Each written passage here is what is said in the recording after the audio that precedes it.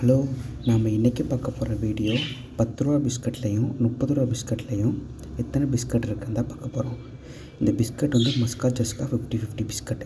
Okay, இப்போ நம்ம பார்க்க போகிறோம். 10 ரூபா பிஸ்கட்டில் பார்த்திங்கன்னா எண்ணி பார்த்ததில் 13 பிஸ்கட் இருக்குது.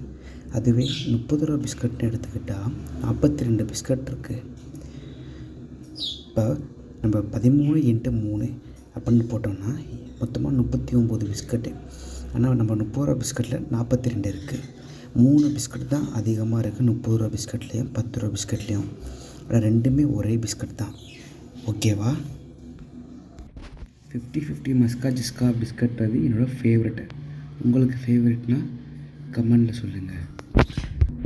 அடுத்தது எந்த பிஸ்கட் ட்ரை பண்ணலான்னு சொல்லுங்கள் மறக்காமல். எனக்கு அடுத்தது வந்து ஓரியோ ட்ரை பண்ணலான்னு இருக்கேன். 10 ரூபா பிஸ்கட் ஓரியோவும் அடுத்தது 80 ரூபா அந்த பேக் ஓரியோவும் ட்ரை பண்ணலான்னு இருக்கேன். 80 ரூபானா எம்ஆர்பி 100 ரூபா. அது சூப்பர் மார்க்கெட்லலாம் வாங்கினீங்கன்னா 80 ரூபா வரும். 10 ரூபா பிஸ்கட்டு 9 ரூபா வரும். அந்த மாதிரி ட்ரை பண்ணலான்னு இருக்கேன்.